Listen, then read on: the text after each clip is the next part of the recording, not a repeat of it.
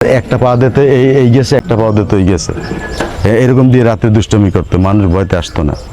অনেক ভয় পাইছে। যেমন আপনার এই যে এই তিতুল গেছে, আমি শুনছি যে আমার বাপ দাদার আমলে এখানে কেউ আসতো না, দুপুর বেলাও আসতো না, এরকম ভয় থাকতো। আপনার এই যে তিতুল গাছের ডাল সহ এরকম কাপ, উপর পর্যন্ত ছিল কোনো মাটি, এখন ধুয়ে ধুয়ে আপনার এখন জলা হয়ে গেছে। এখানে আপনার এই এলাকার এই যে এবারে মোস্তফা ভাই আছে, তার একদিন এখানে বসে পাশরাইছে। তারপরে আমার নিজের ব্যক্তিগত যে আমি রাত্রে ড্রাইভিং করতাম, তো ওখান থেকে রাত্রে আসতেছি, এই জায়গায় বই আমি উষ্টা খাই আমি পড়ে গেছি। পরে যে যদি আমি আমার নিজের মন ইটি হারাই নেই, তারপর ওখান থেকে আমি 3-4 দিনের মতন প্রায় আমি মানে মুখে কোনো কথা বলতে পারতাম না এই উষ্টাটা খাওয়ার পরে। এরপর আমার ওই অনেক ইটি দেখানোর পর পরে আস্তে আস্তে আমি ঠিক হয়েছি।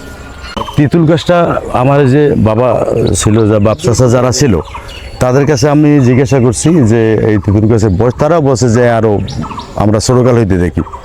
আবার তারা যাদের কাছে জিজ্ঞাসা করছে যে তিতুল গাছের বয়স কত, তারাও বলছে যে আমরা ছোটকাল থেকে দেখি। অতএব 200 বছরের কম না, ম্যাক্সিমাম 200 বছর। আপনার পাচার খাওয়ার পরে ওই যে হাতে মাছ ছিল, এবার আমি তো আর কথা বলতে পারতাম না। পরে ওই যে আপনার বড় বড় হুজুর যারা ছিল, ওরা পানি পড়া, কালি জিরা পড়া, টোল এসব দিয়ে 3 দিনের দিন আমি কথা বলতে পারছি, 3 দিনের দিন।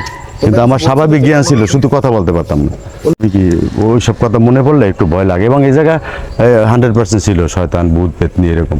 এই যে তিতুল গাছের এইটা একটা দিত পা, এইটা দিত একটা পা।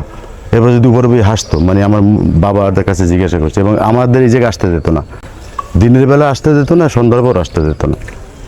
আমার বাবা বা চাচা যারা ছিল, ওই জায়গায় যাইস না, ওই জায়গায় ভূত পেতনি এরকম করে তারা বলতো।